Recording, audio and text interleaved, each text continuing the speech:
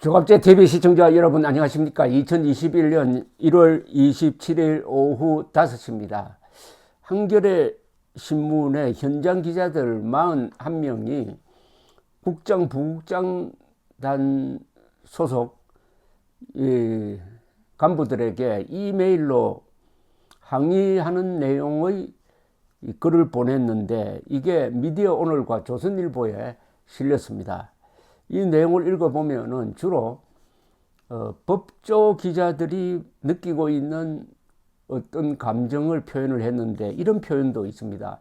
친정부 매체라고 조롱받는 기자들의 열패감이란 표현을 썼습니다. 열패감이란 표현은 열등감과 패배감을 섞어서 만든 아주 심한 표현입니다. 실망이란 뜻하고도 더 다른 이런 언어 선택을 했을 정도니까 지금 한겨레 신문 안에서 무슨 일이 벌어지고 있는지를 잘 알 수가 있는데 이 내용을 읽어보면은 일종의 집단 폭로에 가깝습니다. 여기서 지적되고 있는 것은 어떤 것은 단순한 왜곡이 아니라 조작에 가까운 게 편집을 통해서 이루어지고 있다 하는 내부 폭로입니다. 이런 내부 폭로는 2019년 가을 조국 사태가 한참일 때 한겨레 신문 기자들이 대외적으로 발표한 성명서에서도 한 번 지적된 바가 있었습니다. 그 뒤에 아직도 그 폐해가 바로잡혀지지 않다는 생각이 듭니다. 나름대로 친정부 기자지만은 친정부 언론이지만은 그 안에는 기자 정신을 지키려고 하는 용감한 올바른 올곧은 기자들이 있구나 하는 데 대해서 흐뭇한 생각도 들고요. 역시 기자는 기자다 하는 생각도 듭니다. 이 내용을 좀 읽어드려야 할 의무감을 저도 느낍니다. 한겨레는 지난 2019년 9월 조국 보도 참사 성명을 발표할 때와 견주어 달라진 게 없습니다. 지난 30년 동안 성역 없이 비판의 칼날을 세웠던 한겨레는 조국 사태 이후 권력을 검증하고 비판하는데 점점 무뎌지고 있습니다. 청와대나 법무부 관련 의혹 취재는 가장 늦게 시작했으며 결국 빈손으로 빠져나오기 일쑤였습니다.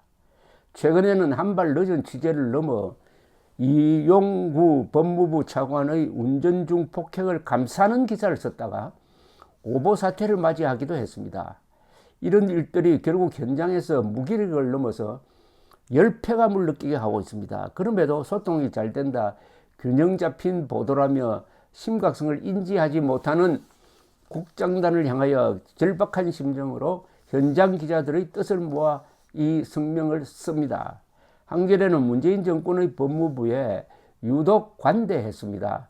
윤석열 새 혐의 양승태 문건으로 조국 재판부 성향 뒷조사라는 지난해 11월 25일자 기사에서는 추 장관의 틀린 주장을 그대로 담기도 했습니다. 이 기사는 윤석열 검찰이 조국 전 법무부 장관 사건 재판부의 무리야기 법관 해당 여부 등을 조사했다고 강도 높게 비판했습니다. 그러나 이후 공개된 문건에 조국 재판부의 무리야기 법관 여부와 관련한 내용은 없었습니다. 사실이 아니라는 것이 밝혀졌는데도 한겨레는 침묵했습니다. 오보를 하는 것은 실수입니다. 그러나 오보를 한 다음에 이걸 바로잡지 않으면은 그때부터는 이건 단순한 오보가 아니라 조작으로 분류되는 것입니다. 현장 분위기와 전혀 다른 무리한 기사 계획이 편집회의 과정에서 만들어져 일방적으로 찍어 내려진 경우도 많았습니다. 법원이 검찰총장 직무 배제 집행정지 신청을 인용한 다음 날인 12월 2일 법원 초토화시킨 장본인인데 윤석열 살린 법원 결정에 착잡한 판사들이라는 기사가 오전 지면 계획에 잡혔습니다. 미리 이런 방향으로 취재를 하라는 지면 계획이 있었다 이거네요. 애초 현장 기자들은 법원이 추 장관의 행정권 남용을 제한했다, 재판부의 법리와 양심에 따른 판단이었다는 판사들의 반응을 묻고 발제를 했지만 편집회의를 거치더니 법관 판결로 착잡한 판사를 앞세우는 취지가 정반대인 기사 안으로 정리된 것입니다. 취재 과정에서 법원이 초토화됐다거나 법원 결정이 착잡하다는 판사들의 반응은 극소수였습니다. 착잡한 판사들 기사는 결국 오후 지면 개혁에서 빠졌지만 이 기사가 어떤 이유로 누구에 의해 만들어진 것인지 현장 기자들은 묻지 않을 수 없습니다. 그러니까 판사들의 반응을 미리 이쪽 방향으로 쓰라고 계획을 세워놓았다는 거니까 이게 무슨 기사 공작 아닙니까? 이래 되면은. 같은 날 편집부에서도 오늘자 일면을 보며라는 제목의 비판글을 집 배신에 올렸습니다. 윤 총장의 직무배제 집행정지를 인용한 법원 판결을 비롯해 추 장관의 무리한 징계 절차 등을 균형 있게 다루지 못한 지면을 비판하는 내용이었습니다. 감탄고토, 어제 오늘 일은 아니지만 갈수록 염치도 없는 것인지 정파성 미명하에 저널리즘이 죽어가고 있다는 의견도 덧붙였습니다. 이는 현장에서 친정부 매체라고 조롱받는 기자들의 열패감과 비슷했습니다. 그런데도 집배신에까지 올라온 추윤 사태 관련 항의글에 대해 국정단은 아무런 답변도 하지 않았습니다. 무리한 편들기는 오보로 이어졌습니다. 이용구 차관 관련 검찰 수사 지침 목적지 도달 뒤엔 운행 중 아니다는 기사는 법조계뿐 아니라 진보 진영에서도 사실과 맥락에 맞지 않는 보도라는 비판을 받았습니다. 경찰이 법무부 차관의 폭행 사건을 제대로 수사하지 않았다는 비판 여론이 거센 상황에서 이 사건이 검찰에 송치되었어도 어차피 특가법 적용을 하지 못했다는 여론을 만들기 위해 추미애 라인 검사에게 받은 자료를 사실 확인도 하지 않고 받아 써준 결과였습니다. 그러니까 친추미애 검사들의 공작에 한겨레가 놀아났다는 이런 내부 폭로입니다. 서초동에서는 추미애 라인 검사가 전날 밤 텔레그램으로 한겨레에 기사를 써줄 것을 요구했다는 찌라시까지 돌았습니다. 현장 기자들은 기사가 나간 뒤 공보관에게 사실관계에 대해 지적을 받고 해당 의견을 법조팀장에게 전달했지만은 자료를 준 취재원과 의견이 엇갈린다는 이유로 틀린 사실은 제대로 고쳐지지 않았습니다. 사실관계가 틀린 자료라는 현장 보고가 수차례 있었음에도 일부 내용만 수정해 이를 지면에까지 실은 이유가 무엇인지 국정단에 묻고 싶습니다. 이렇게 되면은 이 현장에서 진실을 보도하겠다고 하는 기자들이 얼마나 불쾌감이 아니라 그야말로 열패감을 느끼겠습니까? 열패감, 열등감과 패배감. 최근 불거진 김학의 불법 출국 금지 의혹 또한 공정한 잣대로 보도되고 있는지 의문이 듭니다. 심지어 지난 15일자 지면에 실린 김학의 출국 금지 절차 흠결과 실체적 정의 함께 봐야라는 제목의 사설은 실체적 정의를 위하여 적법한 절차를 지키지 않았던 상황을 옹호하는 논리로 쓰였습니다. 절차적 정의는 결코 훼손될 수 없는 법치주의의 핵심 가치입니다. 김학의 전 법무부 차관이라는 인물을 떠나 기본권 침해는 최소한의 적법 절차에 의해 이루어져야 한다는 건 한겨레가 지난 30년간 지켜온 가치입니다. 기본권 침해에 대해서는 한겨레가 양보할 수 없는 가치로 여긴다. 아주 이 정말 든든한 이야기입니다. 자유민주적 기본가치, 표현의 자유, 언론의 자유, 집회 결사의 자유, 이것은 양보할 수 없는 가치인데 사설이 이게 뭐냐 이런 이야기네요.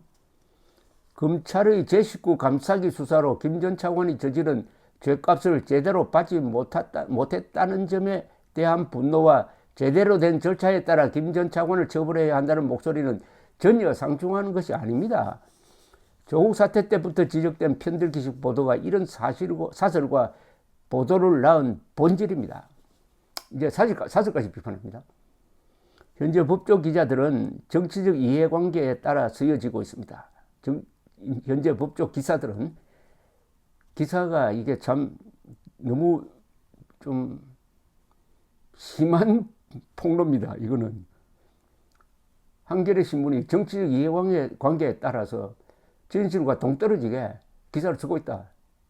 이런 내부 폭로를 41명의 현장 기자들이 하고 있습니다. 그에 따른 부끄러움과 책임은 온전히 현장 기자의 몫으로 돌아오고 있습니다. 상부에서 간부들이 데스크에서 이런 장난을 치니까 현장 기자들이 아주 수모를 당하고 있다, 이런 이야기네요. 한겨레가 어쩌다가 파시즘적이라는 비판을 받는 기사를 쓰게 된 걸까요? 한겨레가 쓰고 있는 비판 기사 가운데 상대가 아프다고 받아들일 만한 기사는 몇 개나 될까요? 그런데도 데스크들은 현장 발제가 없다, 현장 기자들은 식견이 없다며 논점을 회피하고 있습니다. 사회부장이 지난 11일 열린 편집위원회에서 전통적인 검찰 기사가 아니다 보니 식견이 있는 기자들이 볼 수 있다, 일선 취재 기자들은 깊이 있게 볼 수 있는 사안이 아니다라고 한 말은 데스크가 현장의 목소리를 어떤 논리로 배제하고 있는지 보여줍니다. 일방적인 찍어 누르기식 발제와 기사 작성 지시 환경에는 현장의 적극적인 발제도 불가능합니다. 위에서 이미 그런 분위기를 만들어 놓으니까 현장 기자들이 발제, 서로 아이디어를 제공할 마음이 생기지 않는다, 이런 뜻인 것 같습니다. 특정 정당이나 정치 세력을 지지하거나 반대하는 것을 목적으로 하지 않는다는 한겨레의 창간사를 다시 되새깁니다. 이해관계를 떠나 틀린 건 틀렸다고 비판하고 의혹이 있으면 적극적으로 취재해야 합니다. 국장단의 정확한 판단과 현장 기자들과의 원활한 소통이 좋은 보도를 만듭니다. 데스크에서 구체적인 정황이나 물증 없이 한쪽 편을 드는 기사를 현장에 요구하며 설명하는 게 소통이 아닙니다. 현장에선 더는 법무부 기관지 추미애 나팔수라는 비아냥을 듣고 싶지 않습니다. 국장단의 어설픈 정권 감싸기와 모호한 판단으로 좋은 저널리즘의 가치가 훼손되고 있습니다. 지난해 법조팀도 비슷한 문제 제기를 수차례 해왔지만 전혀 개선된 게 없었습니다. 이는 법조팀뿐만이 아니라 대부분의 한겨레 취재 기자들이 겪고 있는 문제라는데 젊은 기자들의 뜻이 모였습니다. 데스크와 현장 기자들의 생각 격차는 커져만 가는데 국정이 공약으로 내세운 토론 단위 확대, 보도 점검 자리, 현장 기자 비상구 등은 찾아볼 수 없었습니다. 이에 한겨레 현장 기자들은 국장단과 사회부장, 법조팀장이 해당 기사와 사설에 대한 경위를 밝힌 뒤 그에 따른 합당한 책임을 지고 공식 사과와 재발 방지책 마련에 나설 것을 요구합니다. 탁상 공론을 넘어 현장 기자들의 목소리를 반영하고 특정 정파 좌우 진영 가릴 것 없이 공정한 잣대로 보도하는 시스템을 구축할 것인지 구체적인 대책 마련도 함께 요구합니다. 눈에 선합니다. 젊은 기자들이 현장에서 열심히 사실 보도를 하고 있는데 이게 기사화되는 과정에서 데스크를 보는 사람들이 이렇게 왜곡하고 있다, 때로는 조작도 하고 있다, 아주 엄중한 질문을 던졌습니다. 41명의 한겨레 신문 기자들의 양식과 용기에 경의를 표하는 바입니다. 감사합니다.